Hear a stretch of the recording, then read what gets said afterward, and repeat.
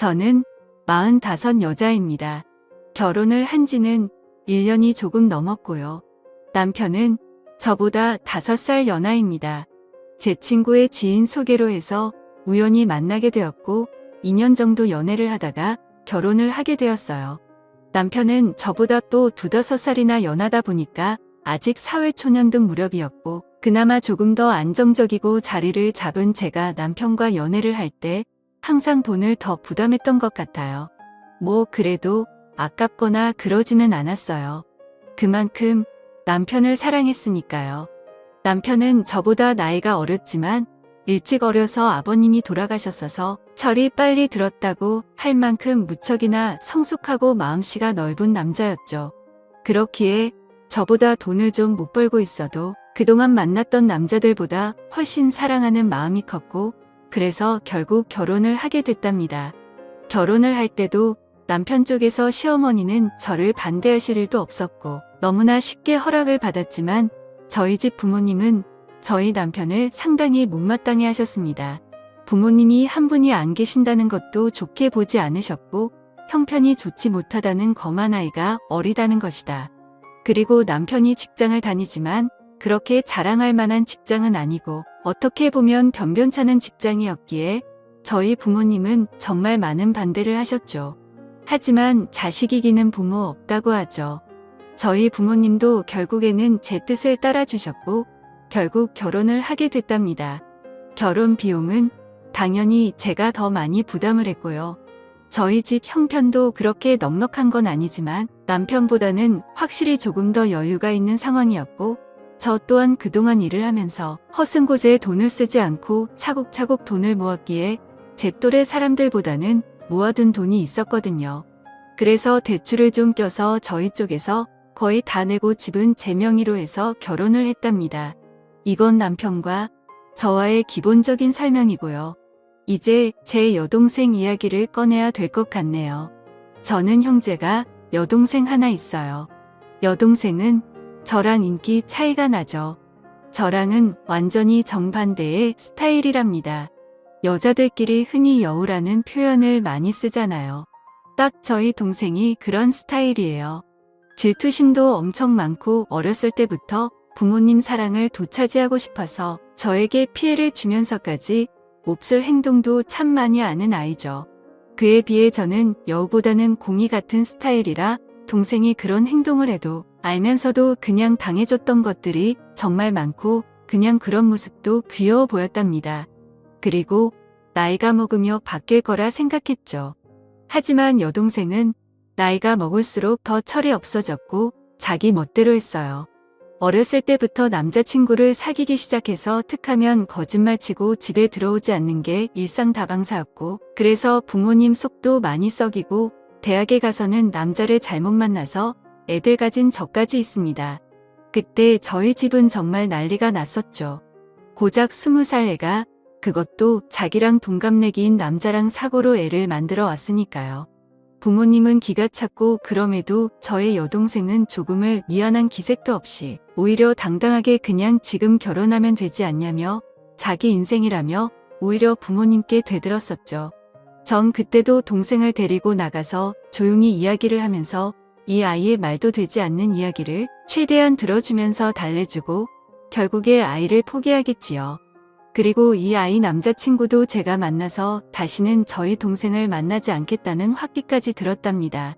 저 또한 정말 너무나 호강하고 동생한테 실망했지만 저희 부모님까지 동생한테 빈을 돌린 바다는 저라도 동생의 이야기를 들어주고 최대한 이 아이의 편이 되어줘야 한다고 생각했어요. 그렇지 않으면 정말 막무가내로 살 아이였으니까요.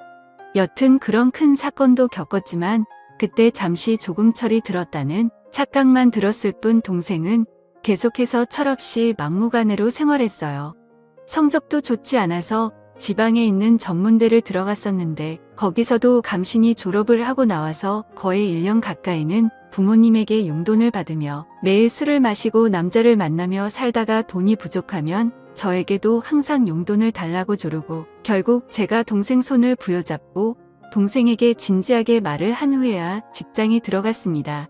사무직 일을 하는 직장이 아니고 그냥 매장 관리 쪽에서 직원으로 들어갔죠. 별거 아닌 거였지만 전 그래도 동생이 이제야 자기 힘으로 뭘 한다는 것에 기뻤어요. 여튼 그렇게 이 아이도 조금은 달라지고 있구나라는 생각이 들 무렵 저는 연애를 하기 시작했고 당시 남편에게도 제 여동생을 소개시켜 주셨죠. 결혼까지 생각한 사이였으니까 당연히 제 여동생을 보여준 것이었고 여동생은 저희 남편은 되게 좋아했었어요. 앞에서도 말했듯이 저희 남편이 저보다 더 성숙한 사람이었고 그렇기에 여동생이 저희 남편에게 정말 버릇없이 굴고 예의 없이 행동해도 남편은 다 귀엽다라고 하며 여동생의 인석을 다 받아줬어요. 그러다 보니까 어느 순간부터는 여동생이 먼저 저희 남편을 불러서 같이 놀자고 조르기 시작했고요. 저는 그래도 여동생이 저희 남편을 좋아하고 잘 따르는 것을 안 돌려고 남편 또한 여동생을 정말 귀여운 동생이라고 생각하는 것이 보여서 결혼 전부터 3명 중종 모여서 많이 놀았습니다. 그리고 여동생이 남편에게 따로 연락을 하고 만나자고 전화를 해도 저는 그냥 아무렇지도 않았어요. 왜냐하면 여동생이 워낙에 철부지다 보니까 친구도 몇 명 없었거든요. 그렇기에 이 아이에게도 의지할 사람이 필요하고 그게 제 남편이면 더할 나위 없이 좋겠다고 생각하는 저였습니다.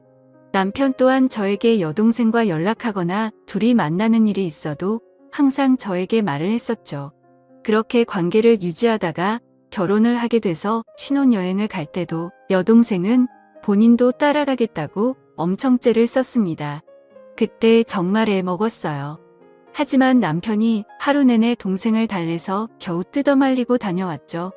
그렇게 신혼여행도 다녀오고 행복한 결혼 생활을 하고 있던 무려 어느 날 갑자기 여동생이 저희 신혼집에 찾아왔어요. 그것도 아주 밤늦게 말이죠. 저와 남편은 깜짝 놀라서 무슨 일이냐고 물었지만 대답을 하지 않더라고요. 그래서 바로 저희 부모님께 전화를 걸었더니 여동생이 너무 자진 예방을 해서 뭐라 한마디 했더니 집을 나가버렸다고 하더라고요. 저는 여동생에게 어서 집으로 들어가서 부모님께 죄송하다 말씀드리라고 했지만 저희 남편은 저와는 정반대로 동생을 가득히 대접하며 달래줬어요. 동생은 결국 그날 집에 안 들어갔고 저희 집에서 생활을 하기 시작했답니다. 집에 돌아가도 자기를 또 뛰쳐나올 거라고 차라리 여기서 살고 싶다며 몇 날 외출일을 써서 저는 끝까지 반대했지만 결국 남편이 허락을 하고 동생은 저희 집에서 생활을 하게 됐죠. 저희 부모님과 저희 집은 꽤 거리가 있었고 그렇다 보니 당연히 여동생은 원래 일하던 곳을 그만두고 저희 집 근처 카페에서 오후에 잠깐 알바로 하는 일을 하며 툭하면 저희 남편에게 연락을 해서 어디 놀러가고 싶다며 빼를 썼어요. 그리고 저와 남편이 퇴근을 하고 들어와서 3명 집에 있을 때도 동생은 항상 남편 옆에 붙어 있고 저는 집안일을 하거나 떨어져 있었어요. 더 정확히 이야기하면 여동생이 저를 제투하듯이 남편에게 먼저 가서 아연을 떨고 항상 남편을 졸졸 쫓아다녔죠.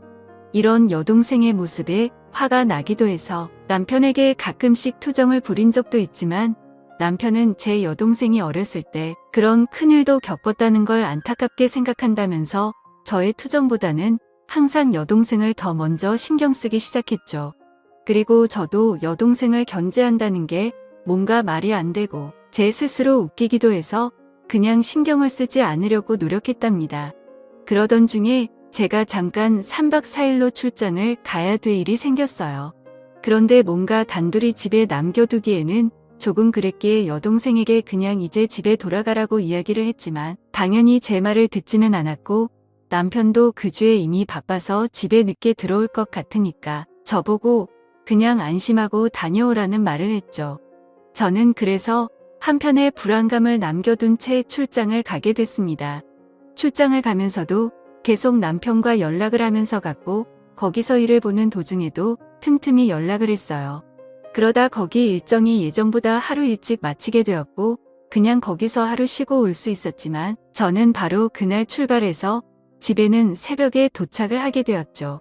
그렇게 집 비밀번호를 열고 들어가는데 우선 눈에 보이는 거실에는 안주거리라고 보이는 여러 음식과 함께 술이 있었고 저는 바로 동생 방에 가고 왔지만 동생 없기에 불안한 마음으로 문이 닫혀 있는 저와 남편의 침실이 있는 방에 눈을 열었더니 남편과 동생이 한 침대에 누워 있더라고요.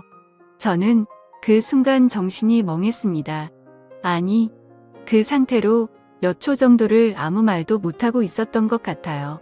그 후에 일어나고 나서야 정신이 번쩍 들었고 소리를 질렀죠. 그때 남편과 여동생은 깜짝 놀라 채로 일어나더라고요. 둘이 변명하기도 전에 당황해하는데 그냥 딱 불륜 현장에 들켜서 행동하는 남자와 여자 같더라고요. 저는 그 꼴을 도저히 볼 수가 없어서 집에서 나갔고 그날 제 차 안에서 밤을 새고 그 다음날 집으로 들어갔습니다. 남편과 여동생은 일을 나간 상태였고 집에는 아무도 없었죠. 먹은 것도 깨끗이 치워놨더라고요. 여동생과 남편에게는 계속해서 연락이 왔지만 그 연락은 무시하고 남편에겐 집 비밀번호 바꿔놨으니까 들어올 생각 말고 이용할 생각하고 있으라는 내용으로 카톡을 보내놓았고 동생에게 또 이 사실을 부모님께 다 말씀드릴 거니까 그 남자를 지지든 볶든 살림을 차리든 등 내 마음대로 하라고 카톡을 보내왔습니다. 당연히 집 비밀번호는 바꿔놨고요. 그날 결국 남편과 여동생은 채집에 들어올 수가 없었습니다. 제 여동생은 본가를 돌아갔지만 제가 이미 이런 사실을 저희 부모님께 말씀드려놨기에 본가에서도 쫓겨났고요. 남편은 계속해서 오해라며 연락이 오고 있는 상태이지만 저는 이혼 소송을 준비 중이랍니다. 여동생과는 가족의 연을 끊을 것이고요. 저한테 이런 일이 벌어졌다는 게 아직도 안 느끼네요. 지금까지 제 사연을 들어주셔서 감사합니다.